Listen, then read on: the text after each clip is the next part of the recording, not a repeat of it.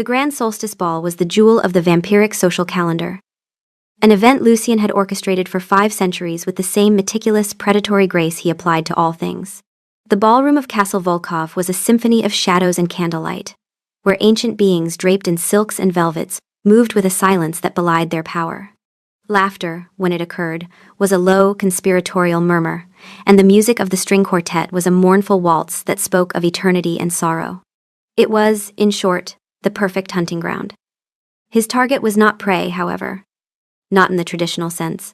She was a mortal woman, Sophie, a guest attached to a visiting human delegation meant to smooth over some tedious trade dispute about blood orange imports. Lucian cared little for the oranges, but he had watched her for the better part of an hour, and she was different. While her peers looked upon his court with a mixture of terror and awe, she looked bored. She had been systematically critiquing the structural integrity of the flying buttresses to her companion, a man who looked desperate to be anywhere else. She'd referred to a particularly fearsome duke of the northern wastes as the one with the ridiculous hair. Lucian found it inexplicably compelling. He was king. He was Lucian, the night-render, the scourge of Ottomans, the last scion of the Strigoi line. Mortals were supposed to tremble. They were supposed to be overwhelmed by the sheer weight of his presence, the ancient power that clung to him like a shroud. Sophie, however, seemed utterly immune. She was currently trying to discreetly peel the label off her champagne bottle. This required a special approach. The full, undiluted application of his charm. He moved through the crowd. A river parting around a stone. The whispers and averted gazes of his subjects trailing in his wake. He arrived at her side just as she successfully removed a sliver of paper with a triumphant, albeit tiny, aha. He leaned in, positioning himself perfectly to allow the candlelight to carve his features into something timeless and predatory. He summoned the voice. It was a weapon he had honed over decades, a vocal alchemy that transformed his normal, commanding baritone into something else entirely. It was a low, gravelly purr, a sound designed to vibrate through a mortal's bones and awaken a primal, irresistible desire. It was the sound of midnight promises and eternal damnation, wrapped in velvet. "You captivate me," he rasped, the words thick with centuries of practiced allure. Sophie stopped fiddling with the bottle and turned to him. Her eyes, a startlingly clear shade of blue, widened slightly. But it wasn't with desire. It wasn't with fear. It was with clinical concern. She leaned closer, her brow furrowed. "Oh, wow, do you need a lozenge?" she asked, her voice a genuine note of worry in the Gothic symphony of the ballroom. "You sound really congested." Lucian froze. The world, which had for 500 years bent to his will, tilted on its axis. He could feel the eyes of his court upon them, though none would dare to be obvious. He had just delivered a line that had made queens swoon and empires tremble. And this mortal woman was offering him cough medicine. He blinked. A slow, reptilian motion. Perhaps she had misheard. Perhaps the music had muffled the carefully calibrated frequencies of his seduction. He would clarify. "This," he said, doubling down on the gravel, making it even deeper, huskier, a sound like tombstones grinding together, "is my seductive voice." Sophie's expression of concern only deepened. She put a hand on his arm, her touch shockingly warm against the chill of his skin. It was meant to be a gesture of submission, of being drawn into his orbit. Instead, it felt distinctly diagnostic. "Babe, that's laryngitis," she said with unshakable conviction. "Seriously, my roommate in college was a theater major who got it all the time from projecting. Do vampires get strep throat? Because that sounds painful. You should be gargling with salt water, not trying to talk to people at a party." The silence in Lucian's mind was a roaring abyss. Babe? Had she just called him Babe? He who was addressed as Your Majesty, Lord of Shadows, or, on one memorable occasion by a terrified poet, O Prince of Eternal Night and Sorrowful Longing. No one had ever called him Babe. And no one, in the entire history of his existence, had ever suggested he gargle with salt water. His entire methodology of mortal interaction was built on a foundation of 2 things: overwhelming fear and irresistible allure.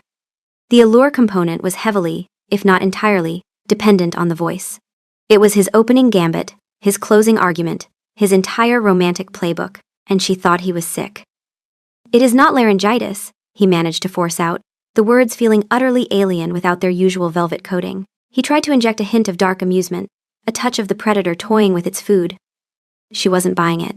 Listen, I'm not a doctor, but I've watched a lot of medical dramas. It's got that telltale rasp. It's a classic presentation. Alluring would be using your normal voice and not sounding like you're trying to start a malfunctioning motorcycle with your vocal cords. She patted his arm again, a gesture of pure, unadulterated pity. You get some rest. And maybe some tea with honey. Does honey work for you, no? She gestured vaguely at his entire vampiric being. He had no response. For the first time in centuries, Lucian, king of the Carpathian vampires, was utterly, comprehensively, speechless. The gears of his ancient mind, accustomed to plotting wars and navigating millennia of political intrigue, had ground to a halt against the immovable object of this woman's practical, medical concern. He simply stood there, a statue of baffled indignation, as she gave him one last sympathetic smile and turned back to her companion, gesturing toward him and whispering something that looked suspiciously like, "Poor guy's really pushing through it." His confidence, a monolith carved from 500 years of unbroken successes, didn't just crack. It collapsed. It imploded, turning into a fine dust of humiliation that settled over his immortal soul. From across the room, he saw Valerius, his oldest advisor, a vampire of terrifying austerity and even more terrifying perception. Valerius's eyebrow was raised a fraction of an inch, a tectonic shift by his standards. He had heard. Of course, he had heard. They all had. Lucian the Nightrender, devourer of empires, had just been diagnosed with a sore throat. And the worst part, the truly, existentially horrifying part, was that he was starting to wonder if his throat did feel a little scratchy. The walk back to his private chambers was the longest of Lucian's eternal life. The whispers of his court followed him like the rustling of dead leaves, a sound he was usually oblivious to but which now felt like 1,000 tiny needles pricking at his pride. He didn't need his preternatural hearing to know what they were saying. The king's voice, his legendary instrument of seduction, had been mistaken for a common ailment. He swept into his sanctum, the heavy oak doors closing behind him with a boom that failed to match the hollow thunder in his chest. The room was his refuge. A library of ancient texts and priceless artifacts, the air thick with the scent of old paper and dust. It was a place of power and solitude. Tonight, it felt like a hospital waiting room. He stood before a towering, silver-framed mirror, a vanity for a creature who cast no reflection. It was habit. He knew what he looked like. Pale, aristocratic, with eyes the color of a stormy sea and hair as black as a starless night. He was the epitome of Gothic romance, the subject of 1,000 fearful legends. An immortal woman thought he sounded like a sick muppet. He tried the voice again, alone in the silence of his chamber. "I hunger for you," he rasped to the empty air. He winced. She was right. It did sound a little strained. It sounded like he'd been shouting into a strong wind. Had it always sounded like this? Had centuries of queens and countesses just been polite? Had they swooned not from desire, but from a desperate attempt to avoid having to listen to him speak any further? The thought was so horrifying it almost made him laugh. Almost. A discreet knock echoed from the door. "Enter," Lucian called out, his voice returning to its normal resonant baritone. The command carried the effortless authority of a king. It was clear. It was powerful. It was, he now realized with a fresh wave of despair, completely unseductive. It was the voice he used to sentence traitors and declare war, not to whisper promises in the dark. Valerius entered, his ancient face an unreadable mask of granite.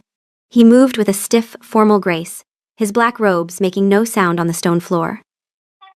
In his hand, he held a small, silver tray. On the tray sat a single, amber-colored object. "Your Majesty," Valerius said, his own voice a dry whisper, like papers crumbling to dust. "Lord Cassian and I were concerned. We overheard your conversation." Lucian's jaw tightened. It was not a conversation. It was a diagnostic assessment. Valerius glided forward and placed the tray on a nearby table. Lucian stared at the object. It was a lozenge, a honey-lemon-flavored lozenge, still in its crinkly plastic wrapper. "Lord Cassian is of the opinion that this particular brand is most effective for throat inflammation," Valerius stated, his face utterly devoid of expression. But his eyes, ancient pits of darkness, held a flicker of something. It was a microscopic, glacial form of amusement, an emotion so rare in Valerius it was tantamount to a mortal rolling on the floor in hysterics. I do not require a lozenge, Valerius, Lucian said, his voice dangerously quiet. Of course not, Your Majesty, Valerius agreed smoothly. It is merely a precaution. One would not wish for the king to be indisposed. The unspoken words hung in the air between them. One would not wish for the king to sound like a dying frog when attempting to woo a mortal who thinks buttresses are more interesting than his entire court. Lucian wanted to incinerate the lozenge with a single thought. He wanted to throw Valerius out the highest window. But he couldn't. The humiliation was too pure, too perfect. It was unassailable. He had been defeated not by a rival, not by a hunter, but by a combination of modern medicine and female practicality. Leave it, he commanded, turning away to stare into the fire. As you wish, Your Majesty. Valerius bowed and retreated, leaving Lucian alone with his shattered pride and a single, mocking piece of hard candy. He spent the next hour brooding. It was one of the things he did best. He brooded with an intensity and dedication that had been the envy of poets for centuries. But his focus kept drifting. The woman, Sophie. She was an anomaly, a glitch in the predictable matrix of mortal behavior. He had built an empire on understanding human fear and desire, on knowing which levers to pull and which strings to pluck. Sophie had no levers. Her strings were apparently connected to a medical textbook. He needed to understand her. This was no longer about seduction. It was about analysis. It was a puzzle. Why was she immune? What strange, modern philosophy had inoculated her against the time-tested charms of the undead? He had to know. For scientific purposes, of course. For the good of the kingdom. He couldn't have his primary diplomatic tool rendered useless because mortals had started carrying cough drops. The next day, he arranged for her to be brought to the royal library. It was a calculated move. The library was his domain, a cathedral of knowledge and power designed to awe and intimidate. Its shelves stretched up into the darkness, holding the secrets of ages. Surely, here, surrounded by the weight of his history and intellect, she would see him as something more than a patient. She walked in, not with the hushed reverence he expected, but with an appraising squint. Wow, she said, her voice echoing slightly in the vast space. This is incredible. The Dewey Decimal System must be an absolute nightmare in here. Lucian was standing by a massive globe of the 15th century world. He had chosen the pose carefully. It was meant to convey wisdom, power, and a hint of weary loneliness. He did not turn. We do not use the system of Mr. Dewey, he said, his voice a low, normal timbred baritone. He was not making that mistake again. The collection is organized chronologically by the author's date of death. She came to stand beside him, peering at the globe. That seems morbidly inefficient. What if you have two guys who died on the same day? Then we duel. A voice drawled from the shadows. Lord Cassian emerged, lounging against a bookshelf. He was younger than Valerius by several centuries. A flash of Byronic swagger to Valerius's stoic dread. He offered Sophie a lazy, charming smile that had, unlike Lucian's voice, never failed him. It's a great source of entertainment on slow Tuesday nights. Sophie laughed. A real, genuine laugh. It was a shockingly bright sound in the dusty silence of the library. I like your system. Cassian's smile widened. He shot Lucian a look that was pure, unadulterated mockery. See? This is how it's done. Lucian ignored him. He turned his full attention to Sophie. No voice, no tricks. Just the sheer force of his presence. He would engage her intellectually. He would dazzle her with his ancient mind. You are a student of architecture, I believe? He began, gesturing to the grand, vaulted ceiling. This archway is a prime example of early Gothic construction, adapted by my ancestors to, is that a first edition of Dante's Inferno? She interrupted, her eyes wide, pointing to a leather-bound tome on a display stand. Holy crap, can I touch it? Lucian's lecture on Gothic architecture died in his throat. It is exceptionally rare. No kidding. In my world, a paperback copy of this costs $20 and smells like a warehouse. This one probably smells like history. And maybe a little bit of damnation. She moved toward it with an enthusiasm that was both alarming and, he was loath to admit, rather charming. Careful? Cassian purred, stepping in front of her. Old books can be more dangerous than old vampires. I'll take my chances, Sophie said, peering around him. I bet he has all the good circles in here. Lucian watched the exchange, a strange feeling coiling in his gut. It was not jealousy. That was a mortal emotion, messy and beneath him. It was irritation, A profound kingly irritation that Cassian, with his effortless charm and lazy wit, had so easily accomplished what Lucian had so spectacularly failed to do: build a rapport. He had to reassert control. This was his library, his baffling mortal. "The collection is extensive," Lucian said, his voice a little too loud. He moved to the display case, placing himself between Sophie and Cassian. "It contains texts that would rewrite your understanding of history, science, and the very nature of reality." "Cool. Do you have any good beach reads?" Sophie asked, completely unfazed. "I'm looking for something with a good plot, maybe a little romance. Not too heavy on the damnation, if possible." "I'm on vacation!" Cassian snorted with laughter, quickly trying to disguise it as a cough when he saw the look on Lucian's face. The cough sounded suspiciously gravelly. Deliberately so, Lucian stared at Sophie. A beach read. She was standing in the single greatest repository of forbidden knowledge in the known world, a library that men had died to get a glimpse of, and she was asking for a paperback thriller. He was beginning to suspect that this wasn't an immunity, it was a superpower. A superpower of such profound, reality-warping normalcy that his entire world simply slid off it like water off a duck's back. "I do not," he said, the words clipped. "That's a shame," she said, patting the glass of the display case. "Well, thanks for the tour. You have a lovely, if inefficiently organized, home library." She turned to leave, then paused and looked back at him. "Oh, and by the way," she added, her expression turning earnest again, "your voice sounds much better today. See? A little rest is all it takes." She gave him a cheerful thumbs up and walked out, leaving Lucian standing in the silence of his ancient library, flanked by a smirking subordinate and the ghost of his own dignity. He looked at the priceless first edition of the Inferno. For the first time, he felt a certain kinship with the souls trapped in the Ninth Circle. The days that followed were a masterclass in psychological torment, orchestrated by a universe that had clearly decided Lucian's 5 centuries of regal dominance were due for a comedic reckoning. Sophie remained a guest at the castle. A stipulation of the ongoing trade negotiations that Lucian now suspected were being deliberately prolonged by the human ambassador, a man who seemed to find the king's perpetual state of baffled frustration immensely entertaining. Lucian decided a new strategy was in order. The voice had failed. Intellectual intimidation had failed. Perhaps he needed to lean into the more esoteric aspects of his nature. The subtle, potent powers that mortals whispered about in fearful legends. He would demonstrate his prowess, his otherness. He would prove to her that he was not just some gothic landlord with a sore throat. His first attempt was with the power of suggestion, the hypnotic gaze that had bent the wills of ministers and generals. He found her in the castle's gallery, studying a portrait of his great-great-grandsire, Vladimis the Morose. Vladimis was depicted scowling at a skull, looking deeply unhappy with its life choices. "He looks like he just found out his favorite show was cancelled," Sophie commented as Lucian approached. Lucian came to stand beside her, positioning himself so she would have to turn and meet his eyes. He focused his will, pouring a sliver of his ancient power into his gaze. It was a subtle compulsion, a gentle nudge on the mortal psyche. "You find me fascinating. You are intrigued by my dark mystery." He stared at her, his sea-storm eyes intense and unwavering. Sophie turned to him, met his gaze, and then squinted. "Do you have something in your eye?" she asked, leaning closer. "It looks a little red.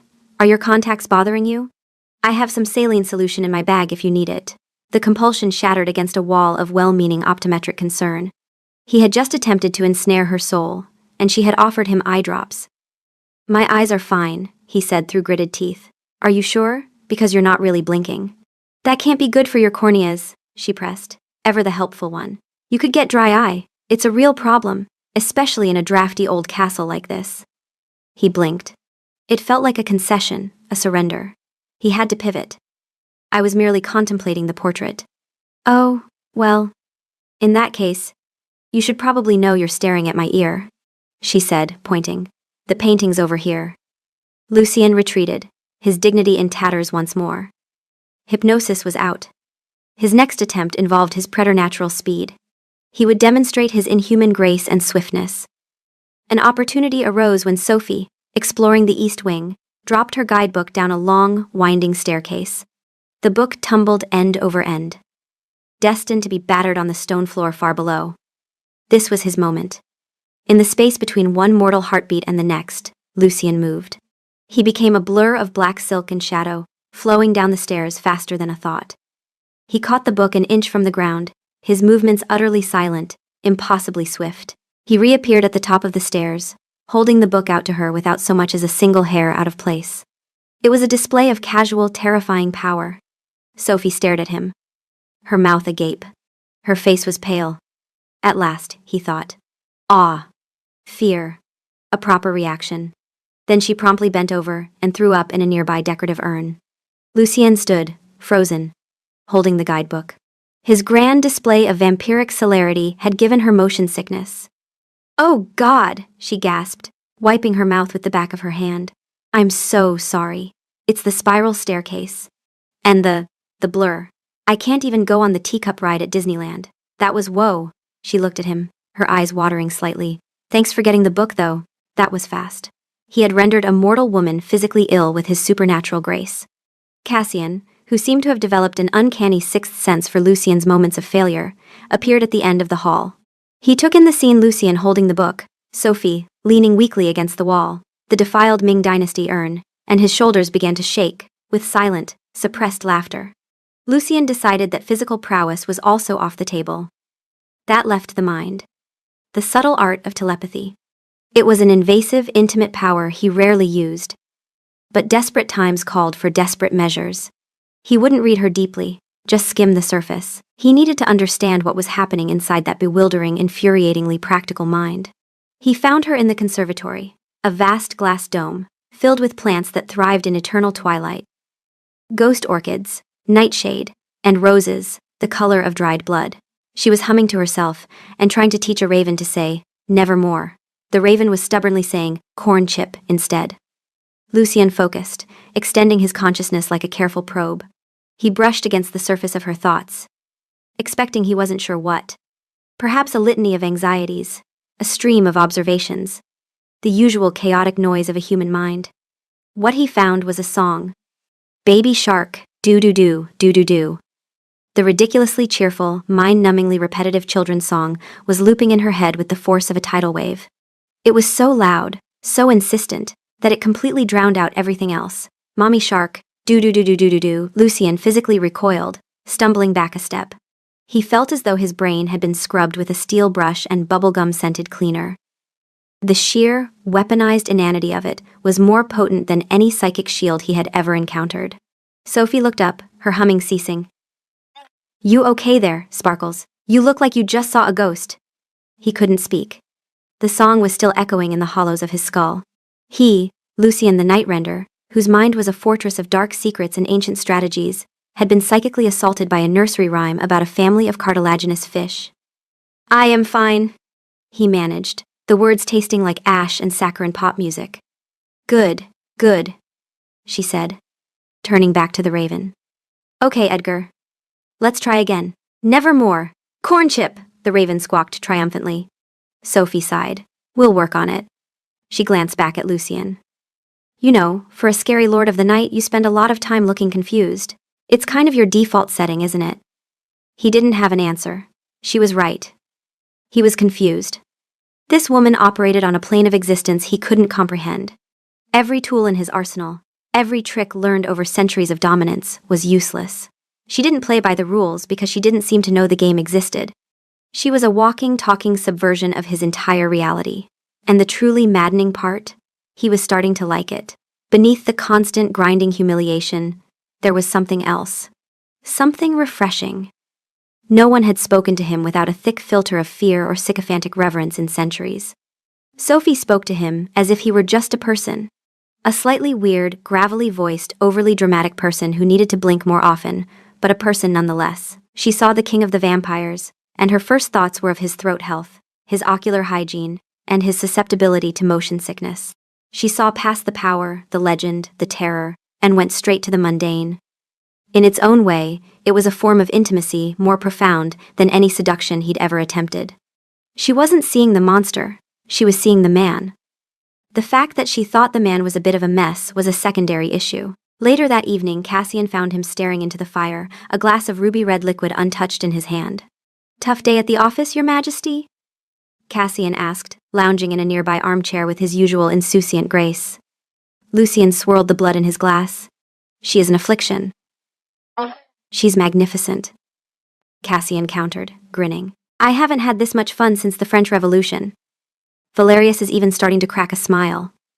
It's terrifying. Yesterday, I caught him looking up sore throat remedies in an old alchemy text.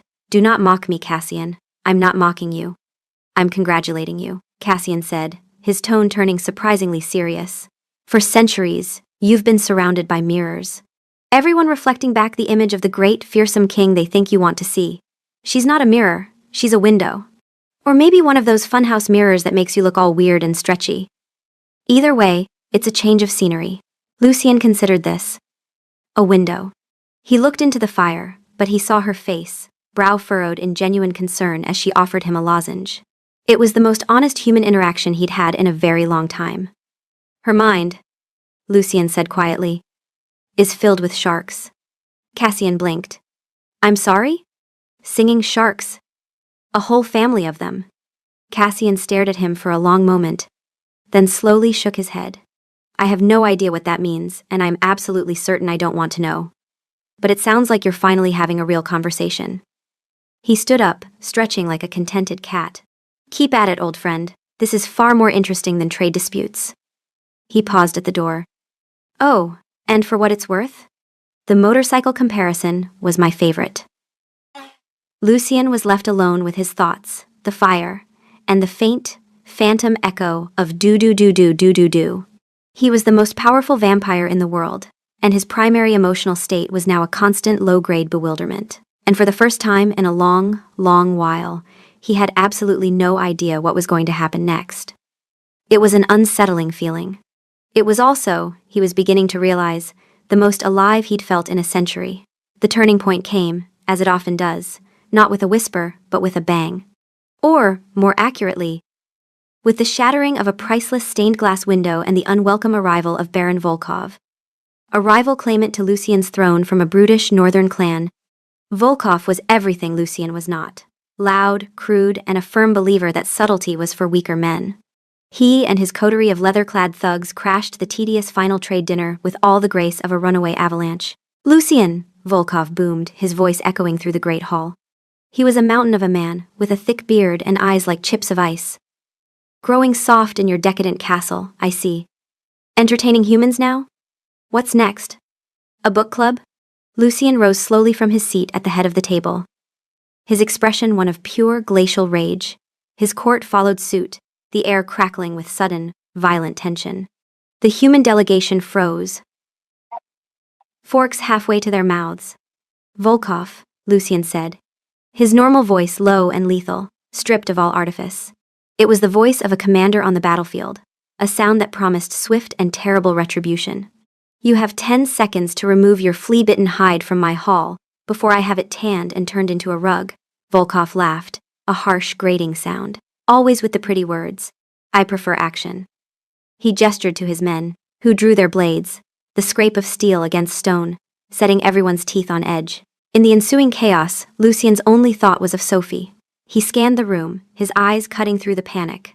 She was near the back, by the human ambassador, her face pale, but her expression more angry than scared. She was clutching a silver butter knife like a dagger, which was both absurd and strangely endearing. As Volkov's thugs clashed with the royal guard, the Baron himself strode toward the head table, his eyes fixed on Lucien. But one of his lieutenants, a vicious-looking vampire with a scarred face, broke away, heading directly for the human delegation. For Sophie. Time seemed to slow. Lucien saw the threat, the glint in the thug's eye, the way his lips curled back from his fangs. There was no time for a plan, no time for a clever word or a hypnotic trick. There was only instinct. He moved. Not with the flashy, disorienting speed he'd used on the stairs, but with a brutal, focused efficiency. He crossed the hall in a heartbeat, a silent black arrow. He intercepted the thug just as the vampire reached for Sophie, his hand closing around the man's throat like a vice. There was a sickening crunch of bone, and the thug dropped, lifeless. Lucien didn't even spare him a glance. He placed himself directly in front of Sophie, shielding her with his body. He turned to face the chaos, his eyes burning with a cold, protective fire he hadn't felt in centuries. Get back, he ordered her, not looking away from the fight. His voice was raw, urgent. It was not seductive, it was not kingly, it was simply real. From behind him, he heard her say, "Holy hell." It was a breathy, shocked whisper. The fight was short and brutal. Volkov was strong, but Lucian was a king forged in the fires of ancient wars. Their duel was a whirlwind of motion and fury, but it ended as it always would, with Lucian standing victorious and Volkov kneeling, disarmed and bleeding, on the marble floor. The hall fell silent, the only sounds the ragged breathing of the combatants and the whimpering of Volkov's defeated men. Lucian stood over his rival, the tip of an ancestral blade at Volkov's throat. "You were saying something about softness?" he asked, his voice a deadly calm. He dealt with the intruders swiftly, banishing Volkov and his surviving thugs to the cursed salt mines of the north, a fate worse than death. He restored order with a few clipped commands, his authority absolute and unquestioned. Through it all, he was aware of Sophie watching him. Her expression was unreadable. After the hall was cleared and the shaken human delegation was escorted to their chambers, Lucian found her standing alone by the shattered window, looking out at the moonlit snow. The cold air swirled around her, but she didn't seem to notice. He approached her quietly. The adrenaline of the fight had faded, leaving behind a strange, hollow feeling. "Are you unharmed?" he asked. His voice was quiet, still holding the rough edge of the battle. She turned to him. The witty, sarcastic armor she always wore was gone. Her blue eyes were wide and serious, searching his face. "I'm fine," she said, her voice a little shaky. You snapped his neck, like a twig." "He would have killed you," Lucian stated. It was a simple, undeniable fact. "I know." She hugged her arms around herself. "It's just 1 minute you're a weird, socially awkward landlord who sounds like he needs cough syrup, and the next you're that." She gestured vaguely at the lingering sense of violence in the room. The real deal. The scary monster from the stories. This was the moment he had, in a way, been working toward. The moment she would finally see him for what he was. A powerful, dangerous, ancient predator. He expected fear. He expected her to shrink away. He had prepared himself for it. But she didn't shrink away. She took a step closer. "You saved my life," she said softly. "I was protecting what is mine," he said, the old possessive instincts rising to the surface. It was a classic vampire line, one that should have dripped with dark romantic threat. Sophie just raised an eyebrow, a flicker of her old self returning. "What is yours? Am I a piece of furniture now? The royal human?" Lucian sighed, the tension draining out of him. Even now, she wouldn't let him get away with it. "Forgive me, old habits. I was protecting you." They stood in silence for a long moment, the moonlight from the broken window painting them in silver and shadow. The grand theatrical world he had built for himself had been shattered along with the glass, and all that was left was the two of them in the quiet aftermath. "That voice you used," she said, her gaze unwavering. "Just now, when you were fighting. And when you told me to get back. That's the one." He was confused. "The one?" "Yeah. The voice," she said. "Not the gravelly laryngitis thing. Not the big booming king thing. That one. The one that's just you. When you're not trying so hard." She reached out, her fingers hesitating for a second before they rested on his arm. Her touch was gentle, questioning. That's the alluring one. His carefully constructed world, which had been collapsing in slow motion for days, finally gave way completely. All his tricks, all his powers, all his ancient practiced techniques of seduction had been worthless. The thing she found attractive, the thing that finally broke through her defenses, was the one thing he had never thought to show her, himself, the raw, unfiltered core of him that only came out when everything else was stripped away. He started, but he had no words. The king who commanded legions and debated philosophy with ghosts was once again speechless. "You know," she continued, a small, wry smile touching her lips. "For a guy who can move faster than I can see and snap necks with his bare hands, you're really bad at this." "Bad at what?" he asked, his voice barely a whisper. "Dating," she said simply. A laugh escaped him. It wasn't a planned, charming chuckle. It was a real, startled burst of sound. The shock of it, the sheer absurdity of the word dating being used in this context, broke through his composure. Sophie's smile widened. "See? That's better too." He looked at her. Truly looked at her. Not as a puzzle to be solved, or a mortal to be impressed, but as the woman who saw through his 500 years of nonsense. The woman who thought his seductive voice was an illness, who offered him eye drops for his hypnotic gaze, whose mind was a fortress of cartoon sharks, and who had just faced down a pack of murderous vampires with a butter knife. The vulnerability he felt was more terrifying than any battle he'd ever fought. He had hidden behind the persona of the king for so long. He wasn't sure who Lucien was without it. But she saw him. And she wasn't running away. "Sophie," he said, her name feeling strange and wonderful on his tongue. He used his real voice, the one she liked. "I confess, I have no idea what I am doing." "I know," she said, her hand still on his arm. "It's kind of adorable." He had been called many things in his long life. Terrifying, magnificent, cruel, eternal. But no one, ever, had called him adorable. And as he looked down at her, at the genuine warmth in her eyes, he found that he didn't mind it at all. The jokes could stop, the sarcasm could fade. Because in the quiet of the broken hall, they had finally found something sincere. In the aftermath of the Volkov incident, a strange and unprecedented peace settled over the castle. The human trade delegation, having witnessed their host casually dispatch a small army of intruders, swiftly agreed to all of Lucien's terms. The price of blood oranges was no longer a point of contention. The ambassador practically threw the treaty at Lucien, his hands still trembling slightly. But the true shift was not political. It was personal. The invisible wall of witty banter and mutual exasperation between Lucien and Sophie had become porous. The sincerity they had found in that moonlit broken hall now wove itself through their interactions, adding a new layer of warmth beneath the humor. The teasing from his court did not stop, of course. If anything, it evolved. It was no longer just about the failed seduction. It was now about the king's baffling, and very obvious, infatuation. A few days later, Lucien was in his study, reviewing packs of fealty, when Valerius entered. The ancient vampire moved with his usual solemnity. But Lucien's senses, now keenly attuned to the subtle shifts in his court, detected an almost imperceptible change in his demeanor. "Your Majesty," Valerius intoned, placing a small velvet-wrapped box on the desk. Lucien eyed it with suspicion.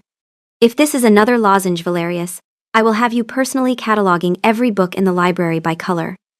A flicker of what might have been horror crossed Valerius's face. "It is not a lozenge, my king. It is a gift. For the Lady Sophie." Lucien raised an eyebrow. He unwrapped the box. Inside, nestled on a bed of silk, was a beautifully crafted silver raven, its eyes tiny chips of obsidian. It was an exquisite piece of jewelry. "It is from the royal treasury," Valerius explained. "Lord Cassian and I thought, given her affinity for the birds, it might be an appropriate gesture." Lucien stared at the brooch. This was not a joke. This was a genuine, thoughtful gift, selected by his two most senior advisors. It was their way of giving him their blessing. Their way of acknowledging that the strange, sarcastic mortal woman had become important. "She is not the Lady Sophie."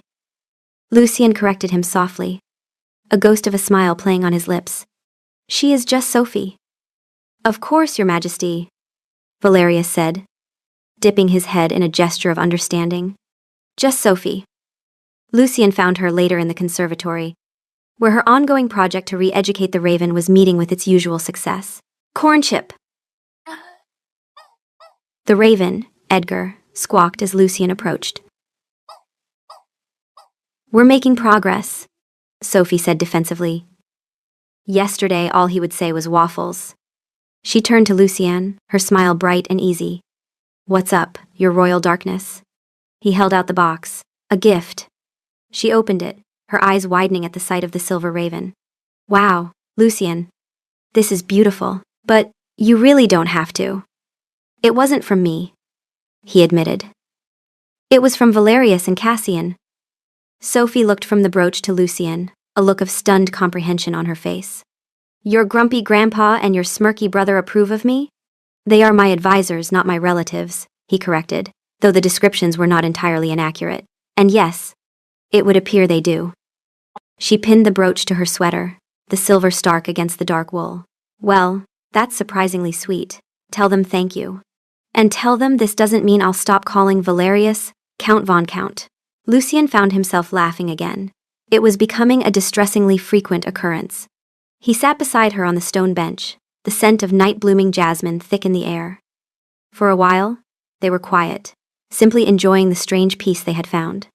So, Sophie said, breaking the silence, now that your secret identity as a terrifying warrior king is out, what's next on the agenda? Annexing Poland? Brooding on a windswept cliff? I was considering an afternoon of quiet contemplation, he replied, playing along, followed by an evening of existential dread. Sounds like a Tuesday, she quipped. Can I make a suggestion? I am, as you have so keenly observed, open to them. Teach me to dance. Lucien blinked. Pardon? A waltz, she clarified. You guys are all about the waltz here. But I have the grace of a newborn giraffe. You owe me one, anyway. The last time I was in a ballroom with you, you gave me a medical scare. He couldn't argue with that logic. That evening, he cleared the floor of the smaller, more intimate music room. He lit a few candles, dismissed the musicians, and let the silence of the castle be their accompaniment. He took her hand, his cool fingers lacing with her warm ones. He placed a hand on her waist. The formal posture of the dance felt both ridiculously archaic and incredibly intimate. Ready? He asked, his voice low. Just try not to move at the speed of light. My stomach is still recovering, she warned. He led her through the basic steps, his movements fluid and patient. As she had predicted, she was clumsy at first, stepping on his feet more than once. But she was a quick study, and her laughter filled the room every time she stumbled. You know, she said, leaning her head against his shoulder as they began to move more smoothly. This is much better than the gravel voice technique. I am beginning to see the error of my ways, he admitted, pulling her a little closer. The formal distance of the dance was shrinking, becoming something else entirely. Don't get me wrong, she continued, her voice soft against his chest. The voice is memorable. I'll be telling my therapist about it for years. And then the vampire king, who sounded like Tom Waits with a head cold, tried to hit on me. Please don't. But this, she murmured, is nice. They danced in silence for a long time, their steps falling into a comfortable, easy rhythm. The grand, theatrical seduction had failed. But this simple, quiet moment was more potent than any spell he could have woven. It wasn't about power, or mystery, or ancient allure. It was just two people, one ancient and one very modern, finding their footing together. Finally he stopped, though he didn't let her go. He looked down at her, the candlelight flickering in her eyes. All the jokes, all the sarcasm, had melted away, leaving only the quiet sincerity they had discovered. Sophie, he said, his voice the one she liked, the one that was just his. Lucien, she replied, her smile soft. He leaned in and kissed her. It was not the kiss of a predator claiming his prize, or a king bestowing a favor. It was hesitant, gentle, and deeply real. It was a question and an answer all at once. When they broke apart, Sophie was beaming. Okay, she said, that was definitely better than a lozenge. A few weeks later, as the trade delegation prepared for their departure, Sophie sought him out in the library. She found him not posed by a globe, but sitting in a comfortable chair, actually reading a book. So, this is it, she said, leaning against the doorframe. Lucien looked up, closing the book. His heart, a thing that had not beaten in 500 years, felt a strange phantom ache. You are leaving. My flight is tomorrow, she confirmed. Gotta get back to my world of student loans and overpriced coffee. She walked over to him, her silver raven brooch glinting. It's been weird. A fitting summation, he agreed. I'm going to miss you, you know, she said, her usual witty tone softening into something vulnerable. I'm going to miss this ridiculous, drafty castle. I'm even going to miss Edgar and his obsession with processed corn snacks. And you.